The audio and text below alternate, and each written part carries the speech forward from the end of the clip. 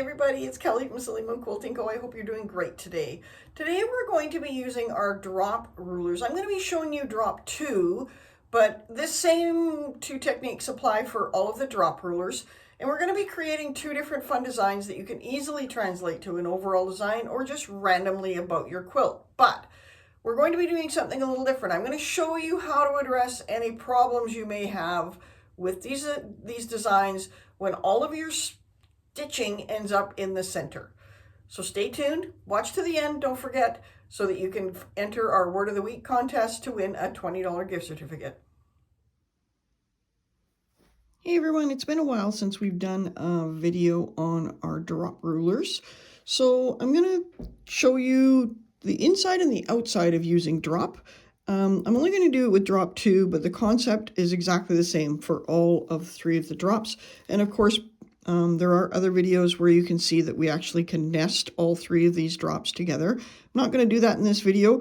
We're just going to kind of go inside and outside and do 2 really fast designs to help you get those quilts quilted fast. So let's stitch.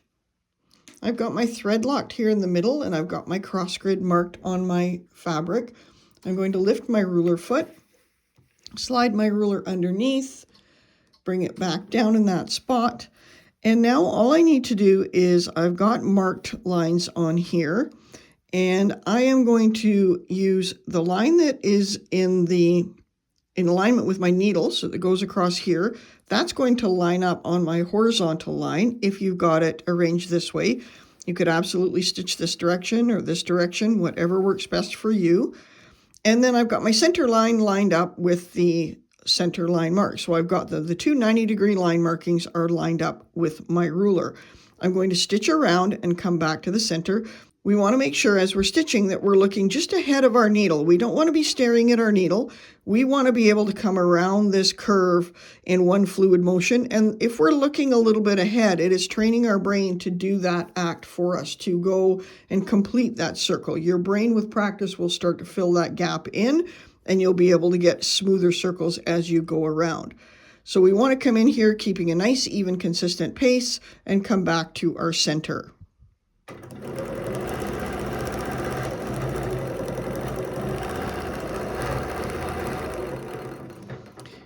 Now I have this marked on my quilt. I've got line markings on my quilt, but I have a couple different choices how I'm going to proceed with this. I can use the line markings, or I can use the markings that are on the ruler itself. So you can see here it says 60 degree times 6. This one is 45 degrees times 8. So I'm going to use that one. And what I'm going to do then is I'm going to rotate my ruler so that that little loop ends up over top of the line that I just stitched, and make sure that I'm all nice and lined up. And a double check of that is that this center line should still be in alignment here. So you basically have 2 checks to make sure that you're nice and lined up, and you want to just make sure your fabric's nice and taut and in the right position, and then you're going to do the same thing again.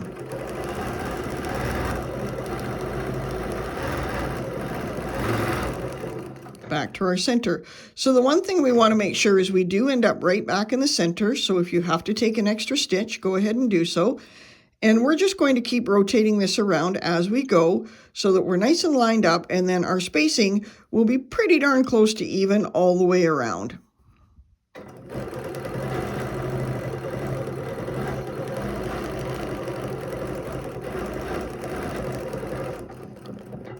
This ruler is a really good way to practice your stitching in different directions, because of course we're trying not to turn our quilts. One more stitch there. We're trying not to turn our quilts. So I am moving the ruler around that center point, and that gives me good practice going in all directions with my stitching.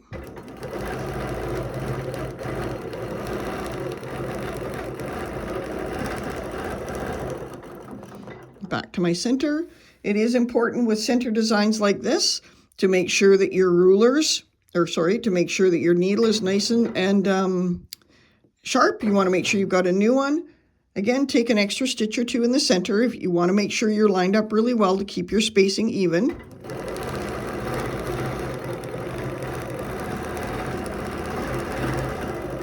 And back to my center. And I may need to take an extra stitch, and that's okay. Things move, it's fabric. I'm going to rotate my ruler again, line everything up nicely, and do one more.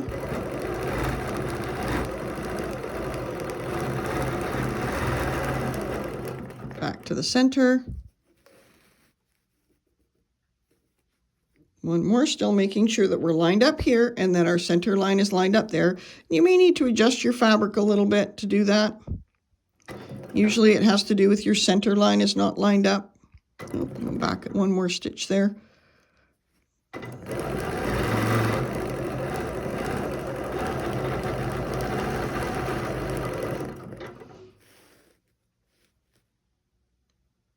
And on to my last one.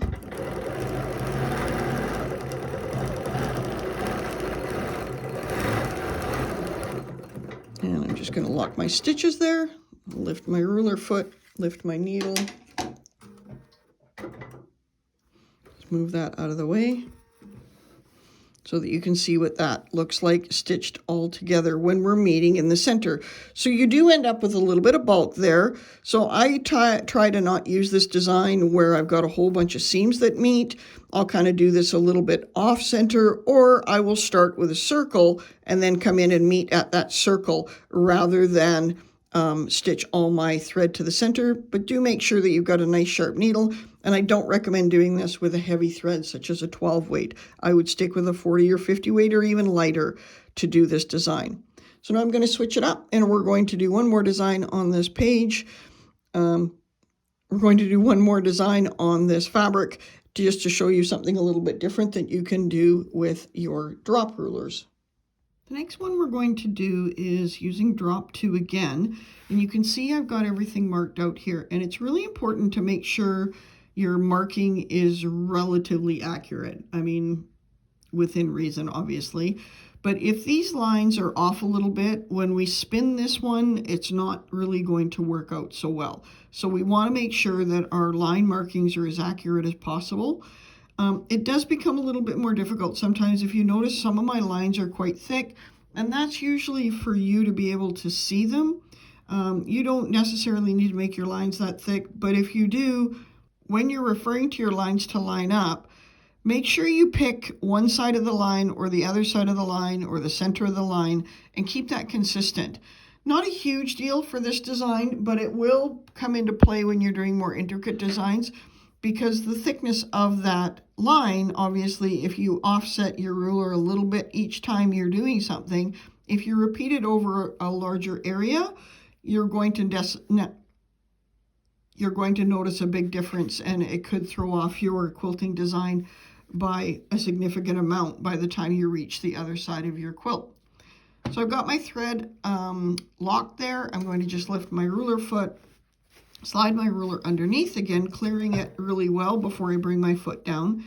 When I do this one, I'm going to be doing it the opposite. So where the last design we did, the center was the point, now we're going to make the round the center.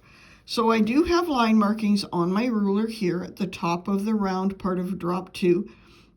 Those line markings are going to line up, in this case, on my vertical line, my vertical center line, and I'm doing that so that you can see me stitching in a different direction. And then there's another little small line that is at the top, and that's showing us the center of this drop, and I want that on my center horizontal line. So it's really important that you make sure you're on your lines. If you need to hold your fabric a little taut just to make sure everything lines up, then do that. So I'm going to hold my fabric a little bit, and I'm going to hold my ruler. That's going to prevent any bunching, and that's going to really come into play when I get around the corner here where it's the edge of my quilt, and I'll show you that.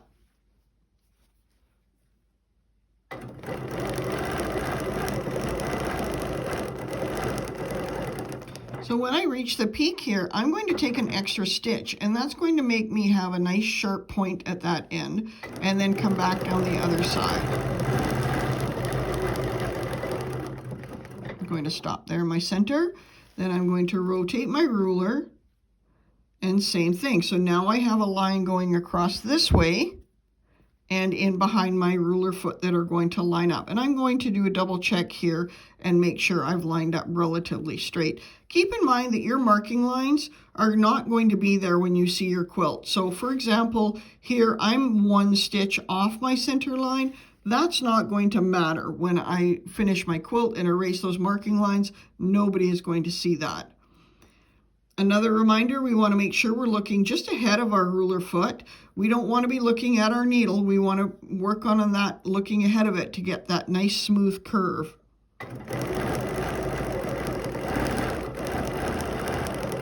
Extra stitch. And back down the center to the center. If you need to readjust your center, go ahead and do that. Line up my next line here, double check in behind to make sure I'm lined up, and then I'm going to do another one exactly the same.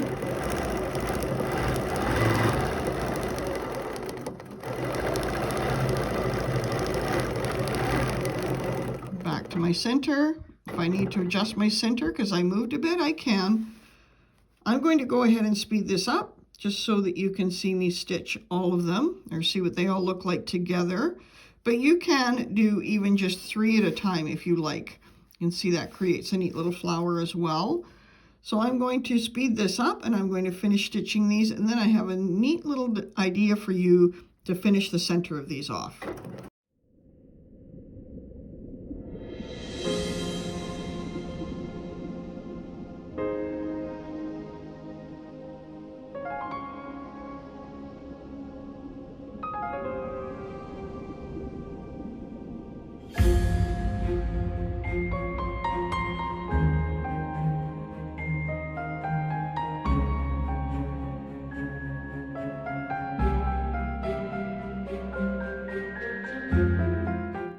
So now I've reached the center. I'm just going to lock my stitches, which I've done. I'm going to lift my ruler foot, get it out of the way, and I'm just going to trim that thread so you can see what that looks like.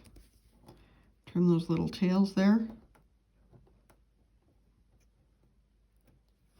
So you can see what that looks like. And then I'm going to do one more thing, but I'm going to erase these lines so we can get a better feel for what this is going to look like. And then I'm going to show you a neat way to finish the centers or to do a little embellishment with these centers. So you can see the 2 designs and how they were created there with my center, using the large part in the center and the pointy part to the center. And sometimes when we're working with stuff, with designs like this, we end up with a bit of bulk in the center, or it looks a little messy because we've maybe done a little too much, or we didn't hit the center every time. So I think it's really fun to play with different ideas in the center. So one of the things you can do is you can stitch a larger center. So if you went ahead and stitched free motion, a larger center in there, that would make it look like you did the center of a flower, and that would work. The other thing I like to do is I have these super cute little buttons. Hopefully that'll focus. Oops, the wrong side. So they're ladybugs, and these ones are bumblebees. So what I like to do is I'll just take that and I will stitch it on there. Now obviously, a bit of a disclaimer, if you've got young children or you're giving this to a young child, you don't want to put these on there.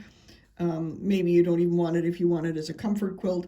But if you're making a bag, or you're making a quilt for your wall, or if your quilt, you want this on the top, or even a fidget quilt would work. So I like to just take these and I will just sew them on, and I sew them nice and tight, and so it pulls the fabric down, and then that bumblebee will sit in there nice and flat. You can get tons of other little embellishments as well. I have this whole little bucket of different embellishments, and these were actually from my scrapbooking days, but some of them are actually well played when I'm doing quilting as well. So we've got the bees, of course. Here's larger bees if you would rather, and these were just purchased at I believe it was Michael's or something along those lines. Sometimes you can get bees that are flat. Sometimes you can just get little buttons that you want to add, and you can stitch that in some pretty thread, and that would make things look really sharp as well.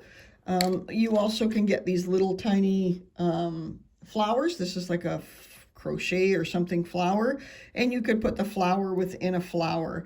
So all just really neat little ideas of different embellishments that you could put on the middle of your quilt, designed to make it show up a little bit clearer or to hide that little center part that you've got.